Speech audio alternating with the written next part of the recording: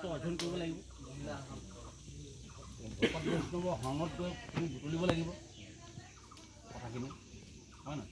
শুদ্ধ অশুদ্ধ ৰস ল'ব লাগিব, তেতিয়াহে তুমি মোক দিব পাৰিবা। তুমি শাস্ত্ৰ পঢ়াই নাই, তুমি কাৰো ভকত সংগত গৈ পেলাই কথাৰ ৰস লোৱাই নাই, তুমি মোক ক'ৰপৰা দিবা? তুমি কীৰ্তন কেনেকৈ কৰিবা? কীৰ্তন কৰিবলৈ যাওঁতে তুমি পৰিপূৰ্ণ হৈ থাকিব লাগিব, মানে বৈষ্ণৱ হৈ থাকিব লাগিব। যিজন পৰিপূৰ্ণ হোৱে বায়ে উত্তৰ পূৰ্বে পশ্চিম উত্তৰ দক্ষিণে সেইজনকে বৈষ্ণৱ বুলি কোৱা যায়।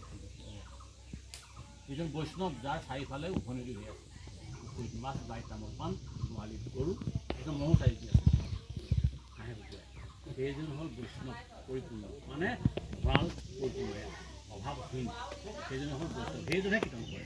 কোনে কৰে? বৈষ্ণৱৰ সংগ লৈবা প্ৰথমতে, গুৰু মানি শুশ্ৰূষা কৰিবা ভালমতে। শাস্ত্ৰ কৈছোঁ মই বৈষ্ণৱজন হ'বলৈ যাওঁতে তুমি গোটাই ল'ব লাগিব, মানে সাধুগুৰু উপদেশে ভীষ্ম নতৰে সধৰ্মত আস্থা নাহি যা। সাধুগুৰু শাস্ত্ৰগুৰু উপদেশে দেই, মই শাস্ত্ৰগুৰু উপদেশে ভীষ্ম নতৰে স্বধৰ্মত আস্থা নাহি যা। তুমি গুৰুৰ ওচৰত হৰণ ভজন মহাচাৰ্য আচাৰ্য হ'লেই নহ'ব। তোমাৰ যিটো স্বধৰ্ম তাৰমানে এইটো মই কোৱা নাই ইয়াত, এতিয়া সেইখিনি কৰিবলৈ যাওঁতে বুজাব লাগিব।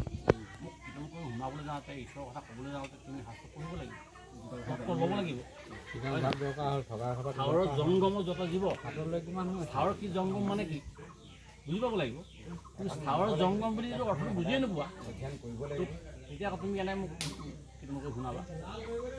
সাৱৰৰ জংগম যত জীৱ তাৰমানে কি সেইটো তুমি বুজি পাব লাগিব। সাৱৰ কাক দিছে, জংগম কাক দিছে, সবকে কৈছোঁ, মই কোৱা নাই। এতিয়া এই জানি লোৱাটোকে বৈষ্ণৱ বুলি কয়, বৈষ্ণৱে কীৰ্তন কৰে। আমিতো জগতৰ কৰ্ম আজি আজি পাঠ হৈছে, কি পাঠ হৈছে? কীৰ্তন ঘোষা পাতি যাব, এইটো হয়, তেওঁলোকে কৈ আমি শুনিছোঁ। ইয়াতে 7টা ৰস, 7টা ৰং, 7 সুৰ, 7 স্বৰ্গ, 7 পতাল, 7টা বাৰো আছে। এই 7 বাৰৰ ভিতৰতে 7 সুৰৰ ভিতৰতে বা 7টা ৰসৰ ভিতৰতে 3টা ভাগত বিভক্তি আছে। 17 তিনি গুণত ৰৈ আছে। সৎগুণত কৰ্ম হ'লে আজি ইয়াতে এইখিনি কীৰ্তন কৰাও হ'ব। যদিহে আকৌ 17 ৰজগুণত যদি আছে, এতিয়া খাই ভকত হ'ব। যদি সৎগুণত হয় তেতিয়াহ'লে ভকত হ'ব। যদি কম গুণত হয়, সেই ইয়ালৈ মাতিলে আৰু নহা কাৰণে নাহিলে বেয়া পাব বুলি অহাজনক কম গুণত বাধ্যত কৰি ইয়াত 3টা ভাগত বিভক্তি নাহিলে নহয় বুলিহে অহাজনৰ সেইজন কম গুণ হ'ব।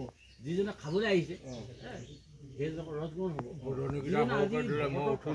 কি পাতিব বোলে কেনেকৈ বাৰু গাখীৰ আজি কেনেকৈ খাইছে বা আমাৰ গগৈ দেৱীক কেনেকৈ কথা কৈছে, সেই বিষয়টো যিজন ল'বলৈ আহিছে সেইজন সৎগুণৰ হ'ব। 3টা ভাগত বিভক্তি হৈ আছে কৰ্ম, সেইকাৰণে জগতৰ কৰ্ম বুলি কয়। ভকতৰ কৰ্ম নহয়, জগতৰ কৰ্ম। কাৰণ কাৰণ নাৰায়ণ, আমি ভকত হয়, সকলোৱে হয়। এই কৰি থকা সকলোকে ভকত ৰৈ আছে যে এতিয়া গুণ পাই পেলাই গৈ গোটেইখিনিত থকা যিমান সাজ ইয়াত পঢ়ি থাকোঁতে শুনিছে, গোটেইখিনিয়ে ভকত হৈছে। এইখিনি গুণ 3টাত ভাগ হৈছে।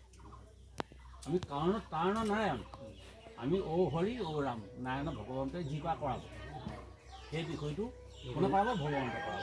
আমি কাৰণত কাৰণ নাৰায়ণ ভকত, জগতৰ ভকত।